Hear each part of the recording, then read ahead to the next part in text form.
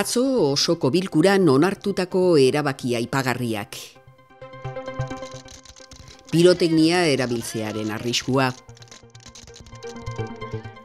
Urtea ondo amaitzeko hainbat ekintza izango ditugu.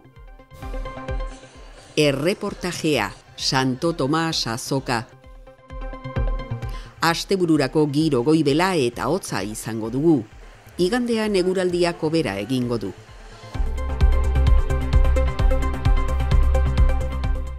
Atzo abenduak 26 osoko bilkuran, besteak beste Lekitoko udalak 2019ko aurrekontuak onartu zituen.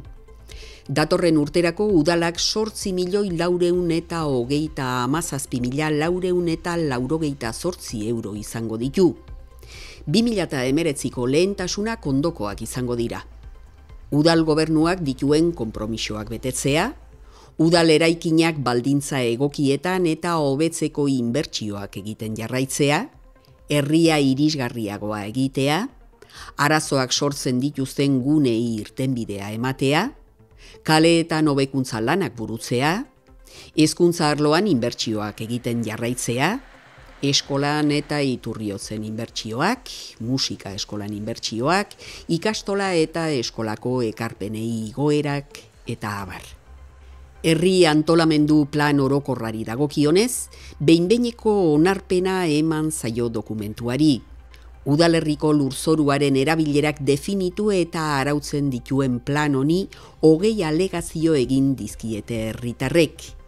Egin beharreko aldaketak eta genero ikuspuntua txertatu ondoren, atzo, osoko bilkuran, APO berriari onarpen provisionala eman zitzaion eta Euskal Autonomia Erkidegoko ingurumen sailera eta lurralde antolamendurako batzordera bidaliko da, erakunde hauen oniritzia jasotzeko.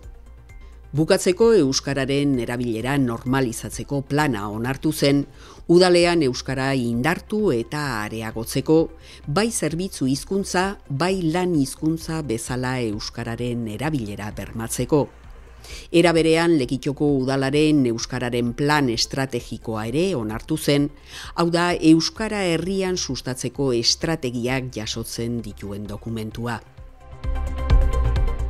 Ikusita azken urteetan gabonzarretan piroteknia erabiltzeko ohitura handia hartu dela eta horrek herritar askorengan sortzen duen eragozpenez gain sutea sortzeko arrisku handia sortzen duela, gainera jakina da animaliek ere asko sufritzen dutela hauek erabiltzean sortzen diren zaratekin.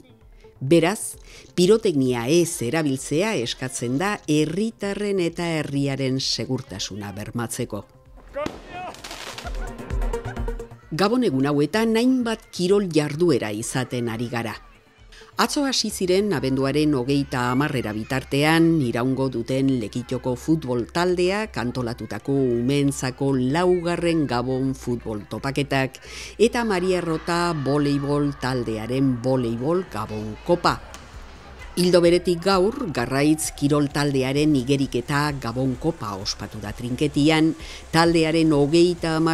urte hurrenaren ospakitzunen barnean. Bestalde, bihar, Pupu eta Loreren Euritanta banintz ikuskizuna izango dugu ikusgarri zine aretoan arratsaldeko 5:30 aurrera. Zapatuan berriz, Lekitxo musika bandaren Gabon kontzertua ospatuko da Andra Mari elizan, arratsaldeko 8:00. Egun berean iluntzean, Aratuste Alai estudiantinaren eskutik, Gabon kantak izango ditugu Abaroa Uribarren egoitzan, eta ondoren kaleri kale.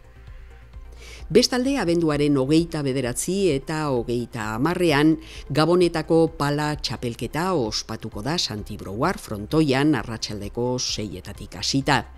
Akarregi pilota kirol elkarteak antolatuta.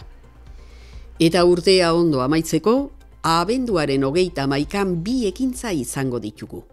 Alde batetik, San Silvestre lasterketa ospatuko da goizeko 11:00 aurrera, kiroldegiak eta tximista atletismo taldeak antolatuta.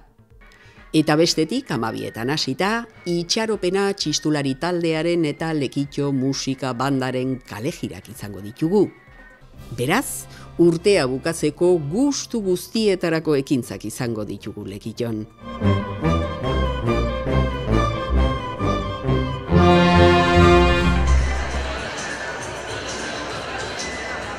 Aurreko barikuan Santo Tomas azoka ospatu zen lekiton.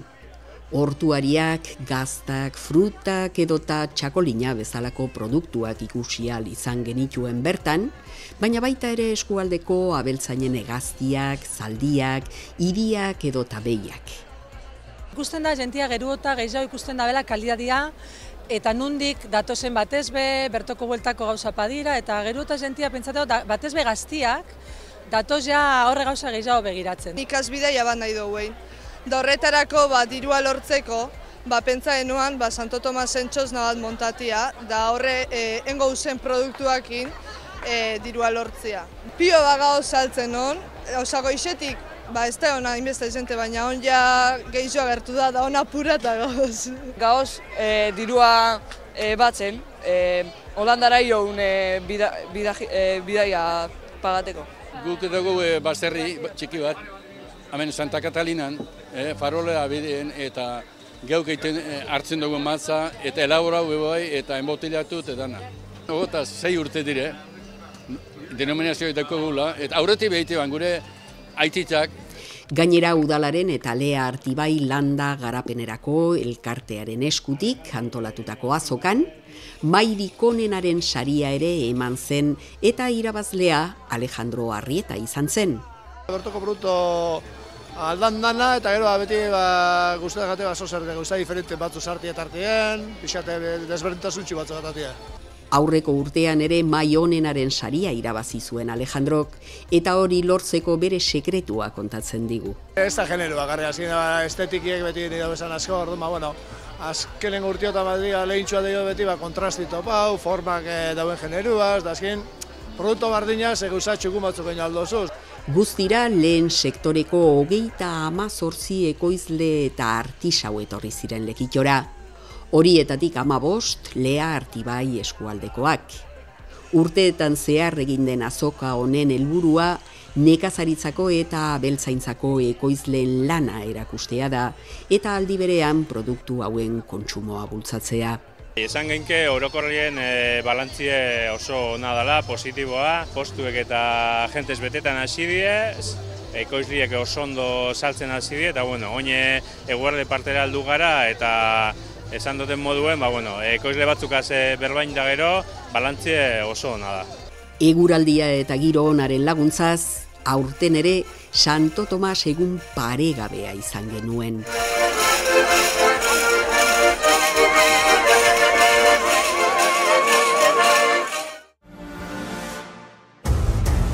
Aquí me dio Bulco mi primera clase de natación. Pero si ya sé nadar. No tienes ni idea. Aquaman.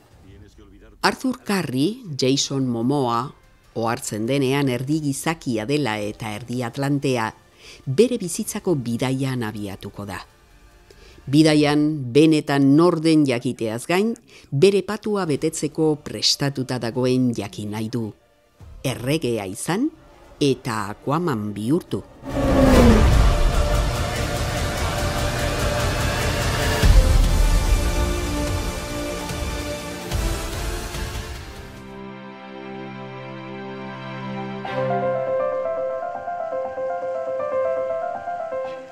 Gaur zeruan tarteka erdi mailako hodeiak eta goi hodeiak ikusi ditugu, baina urdinguneak ere zabalak izan dira. Egunaren amaieran berriz, be hodeiak ugaritu dira. Hego-mendebaldeko haizea tarteka bizi ibili da eta arratsaldean iparraldekoa nagusitu da. Barikuan giro goibelagoa espero da. Zerua oso hodeitsu egongo da eta tarteka euri txikia egingo du. Mendebaldeko eta ipar-mendebaldeko haizea ibiliko da. Temperatura maksimoak 2 gradu jaitsiko dira. Zapatuan oraindik giro goibela eta estailia izango dugu.